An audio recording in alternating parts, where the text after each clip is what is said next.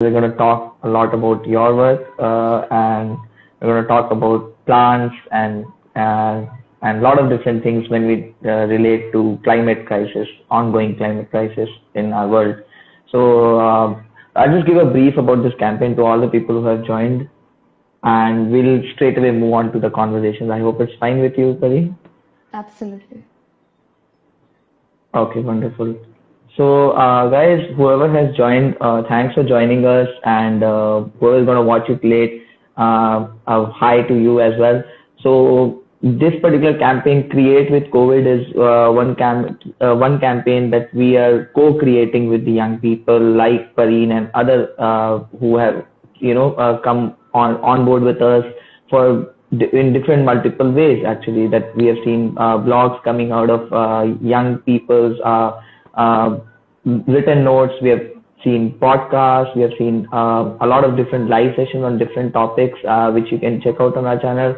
And today, we wanted to talk about something on the lines of environment, as we see that young people are on the front lines of the climate activism. We see a lot of young people who are taking charge in their communities and doing a lot of different things all over the world, not only in India. And mostly in the Western world, we see a lot of activism happening. So we thought that it's wonderful to to bring someone like Pareen, who has been very extensively talking about her solutions to the ongoing climate crisis.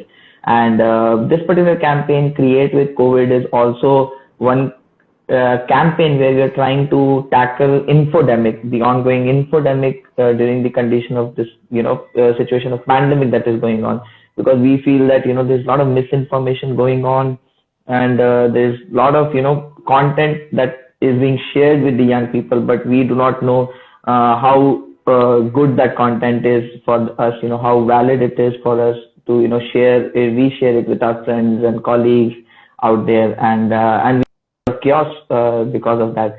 So we are trying our best. So do join us. The lines are still open for another 2 days. So in case you want to share your blog or post or anything, we would love to do that. Now, moving on to today's topic, we do not want to waste a lot of time. So I think Pareen has been very, nice to join us this evening and talk about her work. So I'll just give a little bit of brief about Pareen, who Pareen is over here below, as you can see her. So she is basically an academician and activist, and she is a doctoral scholar at the Tata Institute of Social Sciences, Mumbai Institute, and she is an environmental educator and India lead at international not-for-profit organization called Climate Healers. And since 2019, she has traveled to numerous cities in India, and she has educated a lot of young people out there, and she has educated people mostly about the climate crisis that is going on, and how we can create a better planet for everyone. So here we have Pareen. Tell us a little bit about yourself, Pareen. I know I have told a very small part of it, but you can tell a lot about yourself. Thank you. Thank you for the lovely introduction, Sahaj, and thank you for inviting me today. Um, yeah, it's true. I have been talking to a lot of students lately about this very issue, the climate crisis, and the larger environmental situation at hand today, and where we are with respect to it. So, thank you for Mm-hmm. having me today. And yeah, like you said, I am doing my PhD right now, and it was right when I joined the MPhil program that I was just looking for some ways to get healthier and fitter. I was already doing some yoga back then and, Mm-hmm. exercising a bit, and I wanted to get fitter. So, and I was specifically curious about uh, whether I needed to change my eating habits or how I could eat better and get healthier. And at that point, Okay. my idea of a healthy plate was a plate full of meat or eggs and vegetables. Uh, I Okay. was I was a non-vegetarian food lover, and I used to make fun of my vegetarian friends, which I, oh, yeah, well, I definitely resent that now. But yeah, and then I started researching. There was a lot of work involved, a lot of papers that I read, and I came across wonderful resources and wonderful medical doctors who are educating people about how it's so important about what we are feeding our bodies. And it's not just exercise or just the environmental toxins, but what is very Mm-hmm. important for our health is what we're putting inside it. So medical Okay. doctors, physicians are encouraging people to go on a whole food plant-based diet, and it has been shown not only to reverse diseases like diabetes and even some kinds of cancers, but it has been shown to be the best diet for any and all stages of life. So whether you're an Mm-hmm. infant, whether you're an old person, whether you're a pregnant woman or a lactating woman or a bodybuilder, a whole food plant-based diet is the best diet that you could give your body. So Okay. I read for about 2 to 3 months. I was not easily satisfied, and the researcher in me wanted to know more. So I read Okay. for a few months until I finally decided, okay, I'm gonna try this. And I only started it as a trial thing. And that is also a Mm-hmm. big reason why my parents never had an issue with me going vegan. Because a lot of young people, especially, school-going students, face issues at home because their parents think that they may not be getting the necessary nutrition. But Correct. for my parents, they thought that, well, it's just another new thing she's trying, let her, and she'll get back to her senses soon enough. Okay. So yeah, so that's how it started. And but I didn't stop researching. I kept looking Mm-hmm. into it, and then I understood the environmental consequences of animal agriculture, which you're going to come to further in the talk. And yeah, so yeah, but then for the first year, I was a closeted vegan. I didn't tell anybody that Okay. I was vegan, except for my a couple of my best friends and my parents. Nobody knew that I was vegan because everybody would start asking questions, and the questions would be of the nature of taunts and attacks. And at that Correct. point, Yes. I could not deal with that. So I decided that it was better to not talk about it until a year after I became vegan and I met the first vegan in real life. Mm-hmm. Until then, I thought there are no vegans, there's nothing. I'm the only one, I'm alone in this. But trust me, there are so many people out there. If you need any help, any information, any support, you can always reach out and get that information. For me, I Okay. didn't feel confident enough to reach out, so I just coyly started Pareen's plant-based living. And, I would just say, eat plant-based, eat healthy, eat whole foods, and never said eat vegan. Because Mm-hmm. even at that Okay. point, I was afraid of being attacked or, questioned. So, Okay. but then when I met these activists, and so it was a potluck, and there were about 20, Mm-hmm. 25 people at that potluck. And Okay. and so India's first animal rights march was about to happen in a couple months. And they Mm-hmm. were going to shoot a video inviting people to join the march. And they asked if I would like to be in the video as well, and I agreed. It was a nice day, and I was feeling in the yes mood. So I said, Mm-hmm. okay, I'll participate.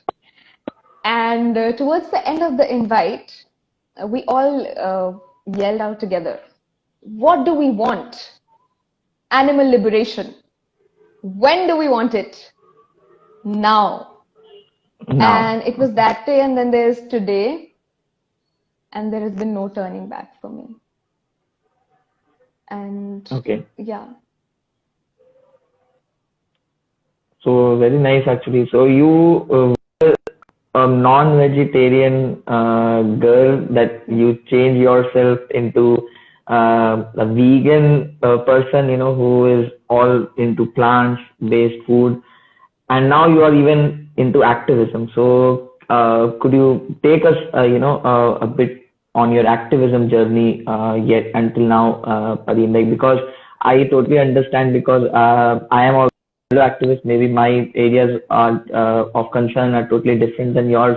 But I also feel that there is a need to to understand what we are doing, how we are doing, and how we are propagating our campaigns and other things. So, what has been your journey so far? How good response you have got from your friends, when you go out and people are ordering butter chicken and naan, and like you're like, oh my God, how do you feel, so could you just put a little bit of light on your personal journey into activism? Yes, sure. So, my activism has mainly been about things that are really close to my heart. And initially, I wasn't an animal lover. I liked Mm-hmm. animals, they were nice, but I was never a rescuer. I never had any experience in, bringing animals and helping them and, firsthand. I never had any experience with that. But as I kept researching further and I went beyond plant-based Mm-hmm. nutrition into animal cruelty and into the environmental impact of animal agriculture, I understood that even though you go vegan for the animals, you're not just Mm-hmm. benefiting the animals, you're benefiting your own body and you're benefiting Okay. the planet. You're Okay. helping, you're essentially helping secure a human future. Because think about it, the planet is going to survive us. The earth does not need humans, but we need everything in the ecosystem to be working perfectly well to be able to survive, Mm-hmm. isn't it? Right. If even the slightest of thing goes wrong, we're done for, right? And it wouldn't matter to the Correct. earth. She'll continue to flourish. So really through my activism, what I'm trying to appeal to people is to you could say their selfish desire to live and their selfish desire for their generations to continue. If that's what Mm-hmm. helps, then be it. Because, Okay. you know, be selfish and just understand that you will not survive if there's no clean air to breathe, or if there's no water to drink. And that's exactly what we're Right. harming right now. That's exactly what we're hurting. With all of the technological advances in the past, especially in the past 100 years, with the steam engine and fossil fuels and the monocultures and factory farming of animals, Mm-hmm. we think that, we're so developed and so advanced and we're so intelligent. But in fact, we've been harming our own selves all this while. Correct. So that's what has fueled my activism, really. That is that is the push I have every morning to wake up and do something. Very And I nice, hope actually, what that, you talked yeah. about. I think it's very nice to understand that yes, we are nothing. So even this, I prepared one of the questions because I think there are a lot of campaigns out there which is talking about save the planet. We have been hearing right from our, when I was child, I used to hear save the planet. I used to think, oh my God, our planet is dying or what? And then I slowly understood that it's not about saving the planet, but it's about saving human beings actually. So our campaigns have been designed in such a way that we get a little nervous being children, adolescents, or young people. So I totally get what you're saying, Pareen. Just looking at the comments from the people. So there are a lot of people suggesting. I just got one comment where there's someone is suggesting that why don't you start a cookery show where you're bringing in plant-based foods and other things and you're cooking it and showing people. So yeah, do you have any plans as such? A proper show. Well, I started an Instagram show. I just started it Okay. last week. So it's Oh, great. called, yeah. So it's actually the second edition. The first edition was just I made videos and I put them up in stories, and they're all up there in the highlights, and you can just Mm-hmm. click on any recipe that you want, and you'll find a step by step of how to prepare it, what you'll need for it, all of that. And then I thought that for the second series, maybe we could take it up a notch. So this time, I've decided that on Saturday, I put up a poll and you guys decide what I'm going to cook live the next day.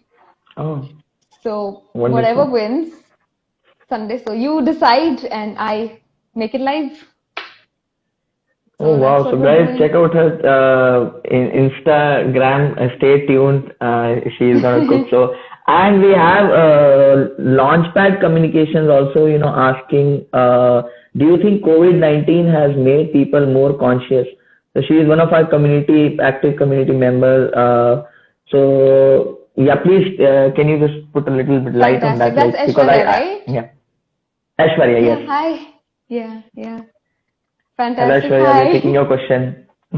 Yeah, so yeah, if you can just put on, because I think it's a very important thing to say, because right now in the time of pandemic, I see a lot of people taking a lot of, commitments in hand, like, no, I'm not going to do this, I'm not going to do that, and I'm not going to do that. So when it comes to your, solution to the climate crisis, like going vegan and loving the nature, how good that would work, after this in the post-COVID world, 19 world. So could you just little bit tell about all the people, have joined today? Definitely. So I hope you all are aware what started the COVID pandemic. It originated in a wet market in China. A wet market is a Hmm. place where live animals are traded. So wet markets are not restricted to China. They're all over the world. They're in India as well. You pass by any highway or any bypass road, and you will see um, cages full of chickens or goats roaming about, or abandoned cows and buffaloes roaming about. You see that everywhere. So wet markets are Right. all over the world. And it was one such thing and one such strain of a virus that usually exists in animals. Okay, there are certain viruses that exist in animals in the animal kingdom that do not harm them. They're just there and they're Hmm. living their lives. But due to this intense human animal interaction and us actually going into their habitats, it so happens that these viruses are transferred between animals and humans. Okay. Now, a virus that is not affecting an animal that may affect us humans. And that is how all of these zoonotic diseases have emerged. You think of SARS, think about AIDS, think about the MERS virus. SARS and MERS are both coronaviruses, and this is the new one, COVID. Hmm. Then there is, I'm sorry about that. My brother just came. So if there's a little bit of noise, please bear with No me. problem. No Yeah? problem. SARS, MERS, AIDS, the swine flu, the bird flu. What are these? These viruses or these bacteria, they have, or some are bacteria and some are viruses, they have lived in animals for as long as we could think of. But Right. we are entering their habitats, we are using them, and of course, when we're using them or eating them or interacting with them, a transfer is bound to happen, right? And Hmm. when that happens, it's catastrophic mad cow disease. It's catastrophic for us. So we really need to understand that we are the Right. ones who caused this. Our actions have caused this. And a lot of people have actually understood this. In fact, just this morning, a really old friend of mine from school, I think she's been my friend since I was Hmm. in grade 2 or 3, she Okay. texted me today and said, you know what, Pareen? I have left milk now. She's vegetarian. I have left milk now, Okay. and COVID, this pandemic, and being at home and being in this restriction has really made me understand what we're doing. Hmm. Right. And yeah, so it's really truly happening. This space that we have got with this lockdown, and I'm not discounting how hard it has been. It has been hard for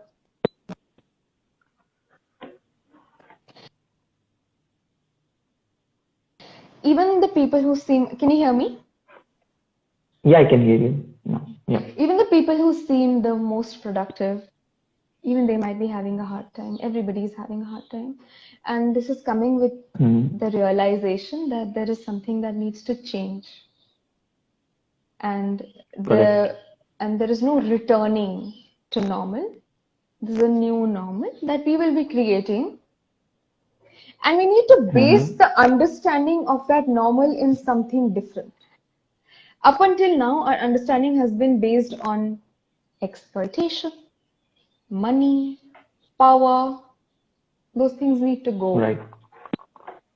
Those things need to go, and we need to understand that true growth or true development does not just lie in exploiting the earth's resources. That's not what development is. Definitely. Very nice insights that you're sharing with the people here, Pareen. But actually, if I ask you, like, the solution, like, as we have termed today's, session as how to, save ourselves from the global climate crisis. So, what other solutions do you like? Like, as you have been researching on the same topic for a very long time now? Do you think like I have been seeing your following your profile for quite some time now. Now I saw that you have been talking a lot about plants and veganism. So do you think there are like other things like the other solutions, or do you think this is the only solution that can help save the environment and us as human beings? So what do you think should be done? Like, So, there are several aspects to this question. There are a lot of things that we have been doing and that we think will help us keep global warming in check, keep climate change in check, and keep the other environmental issues like, ocean acidification, deforestation, waste management, mm-hmm. all of those things. All of these come under the gambit of the larger environmental issues that we're facing today. Even all of Okay. even the EIA notification that came out, right? Mm-hmm. It's going to have a deteriorating impact on our forests and the tribal communities residing in those forests and the animal belts and the wildlife belts in those forests, right? So there is no one thing that can be named as a solution or the solution to the climate crisis or to all of the environmental issues.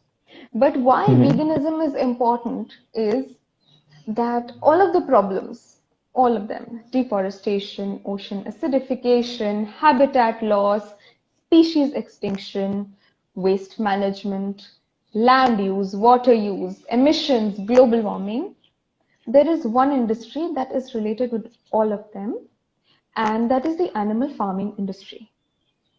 So animal farming Okay. is basically breeding, raising, grazing, and processing animals to get products out of them. Now, these products can be Mm-hmm. food products, so meat, eggs, dairy, and dairy products. These products can be clothing items like silk, leather, wool, then Okay. other accessories that we get out of these things, then using animals for entertainment, so circuses, aquariums, zoos, right? What else is there? Using animals for testing and research. I'm sure everybody is aware of the cruelty-free label on a lot of products, where brands are promising Right. that they're not testing their products on animals, right? So cruelty-free does Mm-hmm. not mean vegan. As of now, cruelty-free, the tag of cruelty-free just means that a product is not tested on an animal. It does Okay. not mean that it may not contain anything taken from an animal. Okay?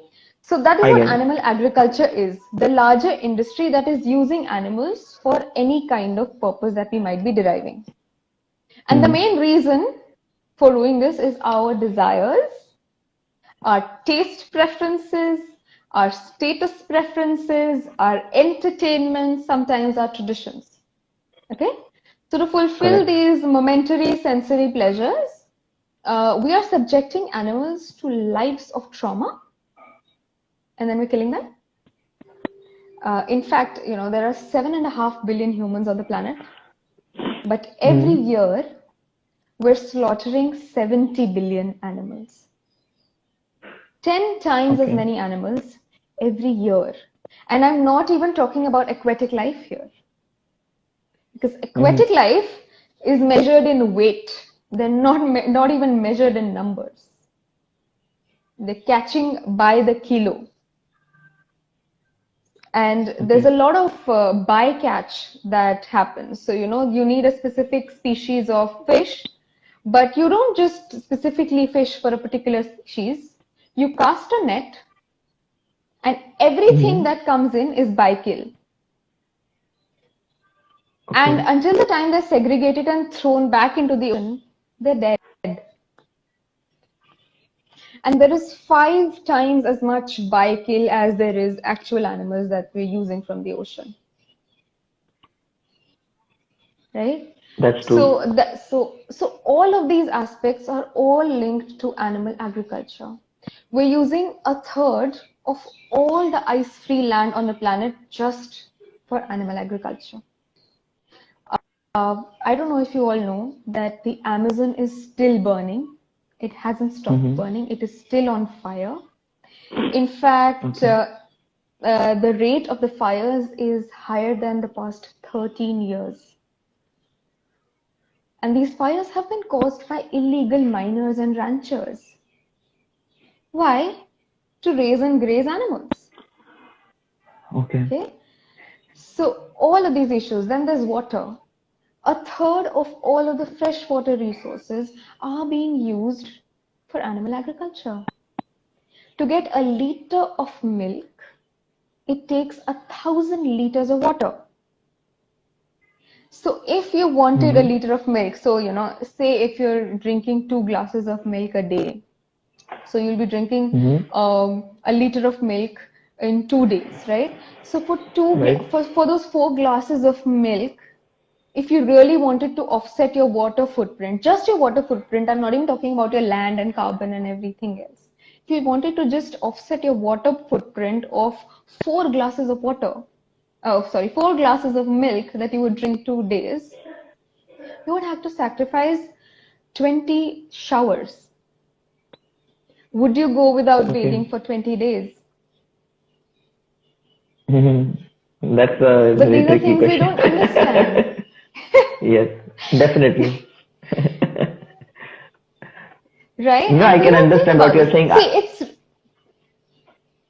Let me, like I will tell you my experience actually. So I have involved myself in a couple of peace building campaigns, and I found out that right after like peace builders, a lot of peace builders, out there, trying to solve this global issues of the border issues and so many other issues between nations and trying to create that interfaith harmony, interreligious harmony. But right after I've seen in many cases of peace builders that right after they pay the condolences to people, that oh my God, somewhere some attack happened, a lot of lives got lost.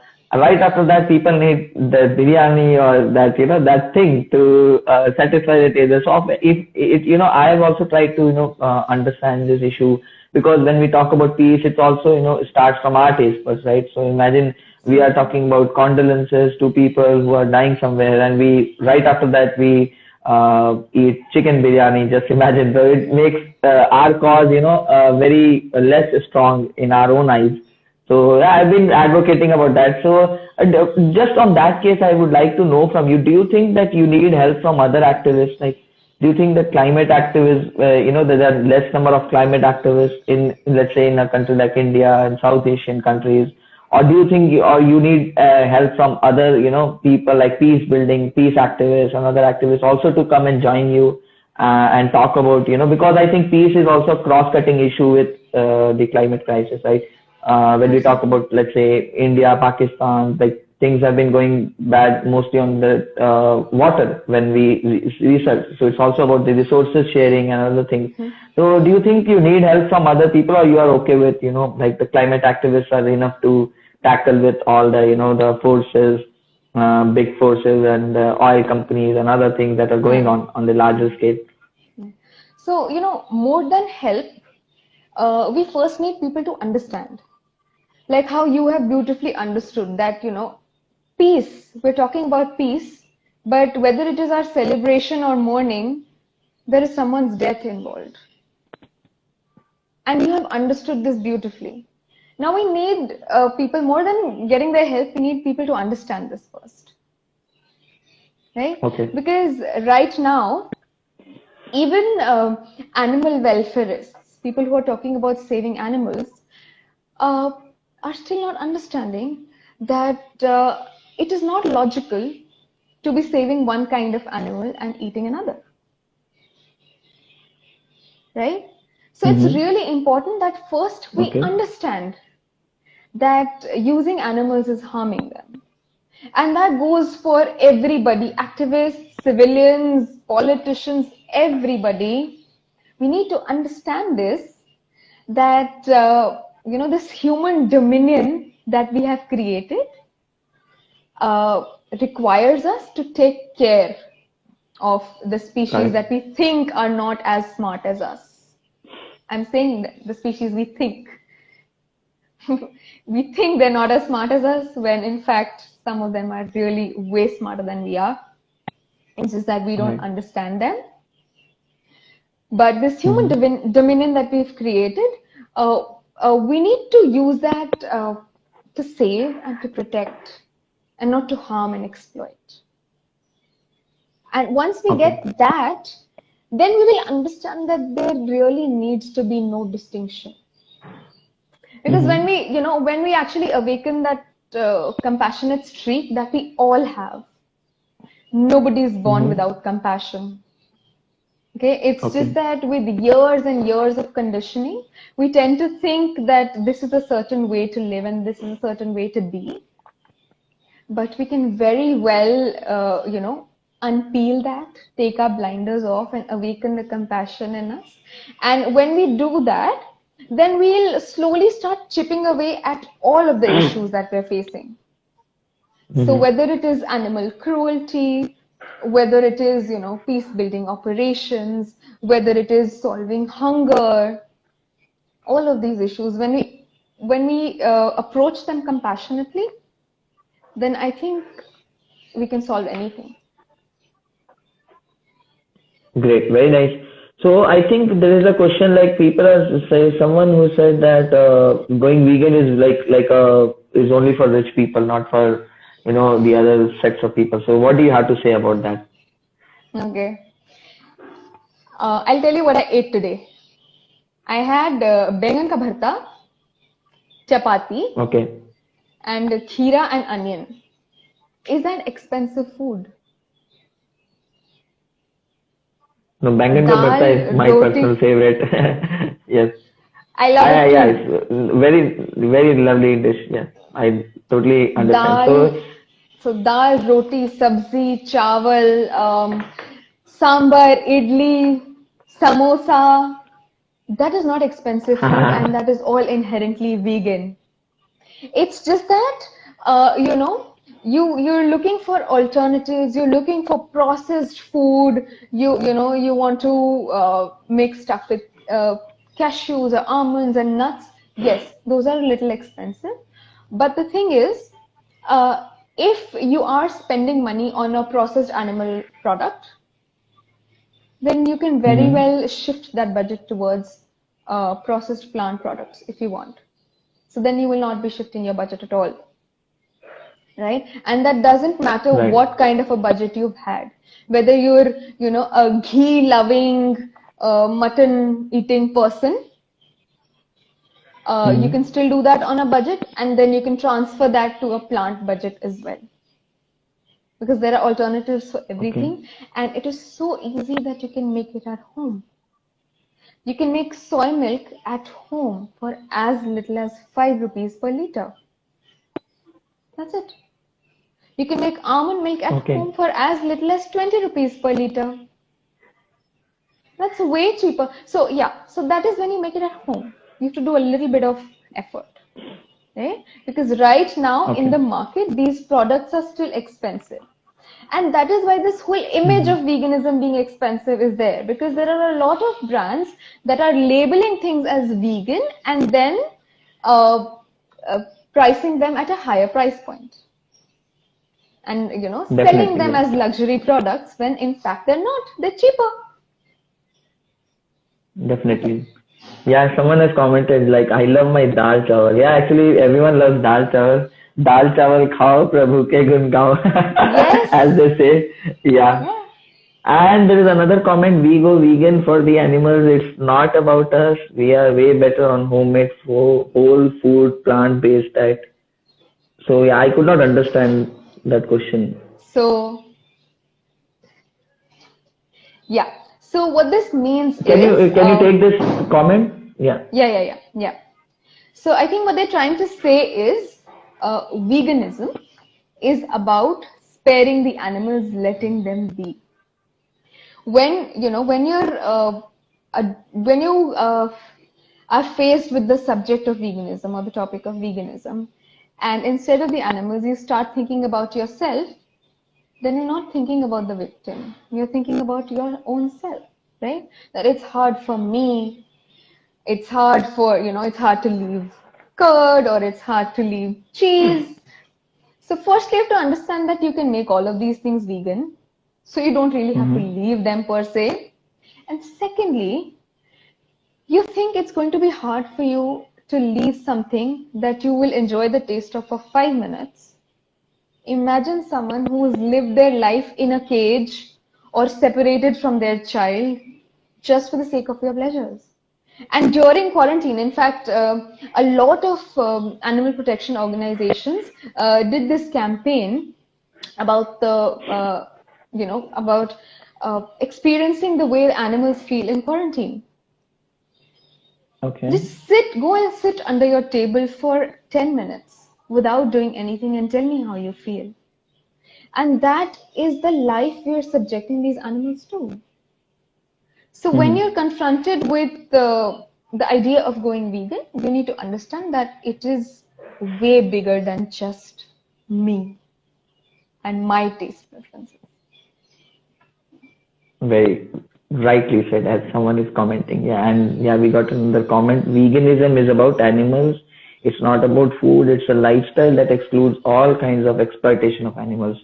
So very nice. Actually, I think we learned a lot of things from you today. Pareen, like thanks a lot, for sharing so much of time. We are on the fag end of this session now, but let's continue this conversation. So, guys, anyone who is interested to know more, please feel free to reach out to us or to Pareen, and we'll definitely try to take your questions or your suggestions, what we should do, what Pareen should do, in her journey of, making this veganism more a part of our daily life. So it's been amazing, journey so far today, this evening on Friday, learning from you, Pareen.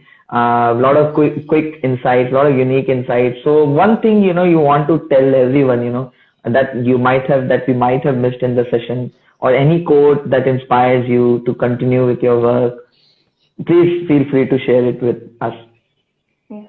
So I would really love to tell you all about the project that I'm working on with Climate Yeah. Healers. It's called Vegan World 2026. Now, the reason it's 2026 is that if we don't do anything and if we continue the way we're continuing, we are well on the way to lose all of the wildlife on the planet. And that cannot be good. So 2020, Mm-hmm. 2026, it's not really a deadline, but a lifeline. I like to look at it as a lifeline that we need to create a kinder, a compassionate world. And veganism is only at the basis of it. It's just one aspect of it. Mm-hmm. There are many aspects that we will have to Right. research on, think about, and develop to have a compassionate world. So we're welcoming everybody, educators, psychologists, doctors, artists, no matter what you do, I'm sure you will have something to contribute to this. So Mm-hmm. if anything here interested you, then please consider looking into Vegan World 2026. Just DM me and I'll share the details with you. And yeah, I just want to share this philosophy that of mine that has been for the past few years. This really little quote that is, compassion for all life is infinitely sustainable. And I feel that it I yes. lost you. I think we lost you in the middle. Can you please repeat that, Yes, Pareen? yes. So the quote says, compassion for all life is infinitely sustainable. And for me, Okay, I feel very it good. encompasses everything that we need. It encompasses veganism. It encompasses compassion towards our fellow humans and towards ourselves. And then there is Right, sustainability. And it is sustainable definitely. to act with a conscience. And that's all we need to Very remember. nice, very nice. Very rightly said. Very true. So thanks a lot, Pareen. We wish you all the best in all your endeavors. We hope a lot of people start listening to your voice and they inculcate what you're saying in their daily lives. So we wish you all the best in all your endeavors and all the campaign that we have been going to work on in the near future. And with that, actually, we'll have to take an exit on today's live show. And we will be putting this up on our IGTV, so you can check out and learn after this session gets over. Feel free to comment on that so that people can take your questions and answer you. Even after this session gets over, I hope Pareen will be there to answer your questions even after this session ends. So with that actually and with that actually we like to close today's session, but we as young people can only do our part. We can, but it's also about the bigger advocacy that we have to make sure that the decision makers sitting on the top need to listen to our voices. And I think that's the best thing also that we also need to parallelly do. And one good thing is about supporting these initiatives like Pareen's plant-based living that we can all do when we hear about these kind of initiatives among our communities, among our neighborhoods, and support them with wholehearted support that we can provide to these initiatives. That's the best we can do as young people and adolescents. So thank you so much, guys. Thank you so much, Pareen, for joining, and I wish you a safe and lovely evening ahead. And to all the people who are there from the beginning to until now, thank you so much. Thank you. And thank you, guys. You're doing an amazing job. This is terrific. And like you said, you're successfully mobilizing people so that, uh, our voices can be heard and we can create change. So, It was wonderful having you with us, and it was a privilege, I would call it, to listen and learn from you. And thank you so much, Pareen. We'll be back with more sessions, and do check out Pareen's work. We'll put the video out live for everyone to watch. So we'll take a leave now. Bye. Bye, bye, Pareen. everybody. Bye. Good night. Good night.